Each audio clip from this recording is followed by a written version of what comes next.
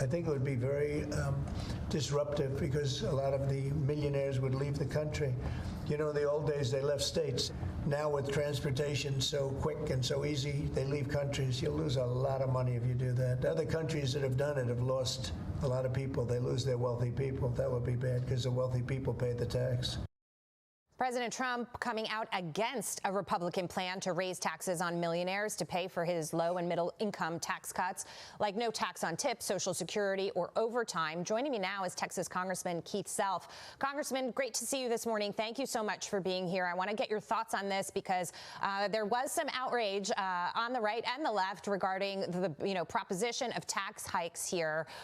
You think about this, the plan was to pay for these cuts somehow, to figure it out, but you've got Republicans who are resisting in the Senate. They don't want to cut spending. That's probably our biggest problem. How do we get there? Well, first of all, I'm not sure why this is a Republican plan because both the Speaker of the House and President Trump has said they don't support this. And this is the debate we're having in the House right now on the reconciliation bill. Tax cuts do lower the amount immediately that the government receives. That's why we need spending cuts. We need major spending cuts. Secretary Rubio just announced a major reorganization of the State Department, but we also need to continue to find major cuts in the spending level so that we can pay for the tax cuts. That's one of the major issues remaining on the reconciliation bill. And one of the hot button issues, of course, is cuts for Medicare and Medicaid. But some of your colleagues, at least on the Senate side, don't really want to move on finding spending cuts there. That's difficult for them to then explain to their constituents. But having said that, you've also got DOJ finding all this waste and fraud. I mean, this wouldn't be fundamentally reshaping these programs. This would be stopping the waste of our taxpayer dollars. You're exactly right. Let's just take Medicaid. If we can get able-bodied adults who can work, who should work, who need to contribute to the economy off of Medicaid and let Medicaid be spent on the people that it is meant for, pregnant women, young, elderly, disabled, that would clean up the program. Fraud, waste, and abuse, probably waste. I'm not sure there's certainly fraud, but this is simply waste in the program. We're not reshaping it. No one would lose benefits who should be on the program. Right. And important, when they use scare tactics to say we're cutting benefits, we're only trying to get able-bodied adults working. Yeah. And should is the operative word there because the program has been expanded and many people who should not be on it are on it. And that's a huge problem. Meantime, Congressman, several of your colleagues have been on this program recently on how they're prioritizing a middle class tax cut and keeping their options open for how to pay for it. Let's watch.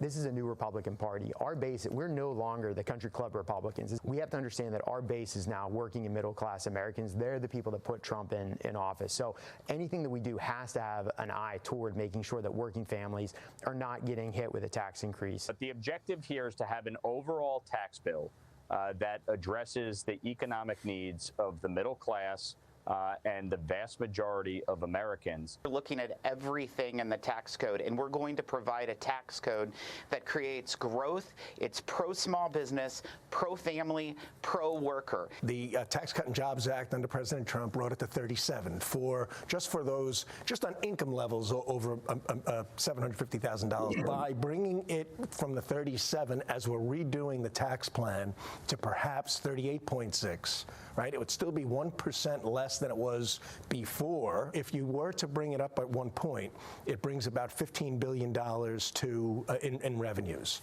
So if it did come up to 39, it's almost $25 billion. Congressman, the tax cuts are crucial to the overall Trump economic plan. Everyone's focused on tariffs right now, but should these tax cuts come through for the American people, they really will be very helpful. Absolutely. We've got to extend the 2017 tax cuts. We have got to. That is the crown jewel of this whole reconciliation bill, the tax cuts. As I said, the spending cuts are part of the package, but the tax cuts are mandatory by the end of the year. And as Bissett has said, hopefully by July the 4th, because that's the mistake they did in 2017. They did it too late to impact the midterms. We need to get this done. We need to get it done as soon as we can so that the economy can start to grow. We see the impacts prior to the midterm elections. Congressman, meantime, you've got Secretary of the Treasury Scott Bessent reportedly telling a group of investors that the Trump tax cuts could be passed by this 4th of July. And here is Speaker Johnson, what he told Maria on Sunday Morning Futures about this timeline earlier this month.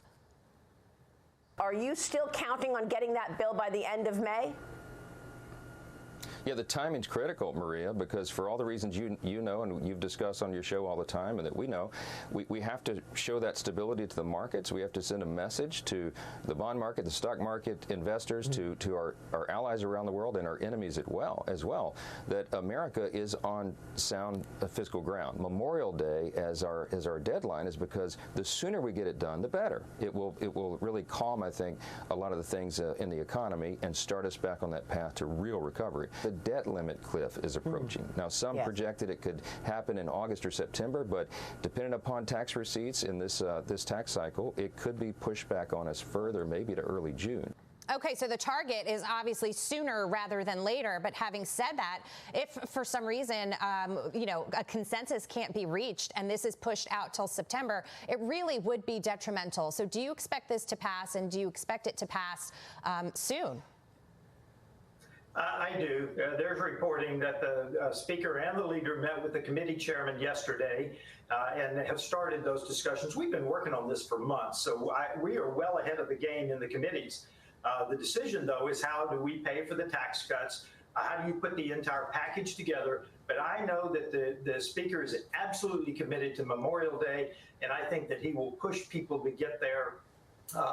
It's going to be an exciting, interesting time, Jackie, but I believe that we will get there. All right, so we have roughly a month. We'll be watching and following it. And just this final point, Russia launching devastating missile strikes on Ukraine's capital overnight, Congressman, reportedly killing at least 9 people, injuring 70. President Zelensky cutting his international trip short to deal with the destruction in his country. President Trump was asked about a potential peace deal between Ukraine and Russia yesterday. Let's watch. This deal that you have with Russia, does it include recognizing Russia's sovereignty over Crimea? Well, everything is good. Look, I just want to see the war end. I don't care. If they're both happy, they both sign an agreement. I have no favorites. I don't want to have any favorites. I want to have a deal done. I want to save the lives. We're spending hundreds of billions, maybe $350 billion we've given to Ukraine. And we could use that money right here. Congressman, how big of a win would this be for the administration? If we get a peace deal, it would be. But I will tell you, I don't think we ought to recognize Crimea nor the Eastern Oblast as Russian territory. As the chair of the Europe subcommittee, I just returned from Europe on Saturday, and I'll use the Baltics as an example. Throughout the Soviet era, they were very appreciative that the United States and the West never recognized them as true part of the Soviet Union. So we may recognize the truth on the ground, but never formally give those areas to Russia, would be my point. All right, fair. Congressman Keith Self, thanks so much for being here. We'll be right back.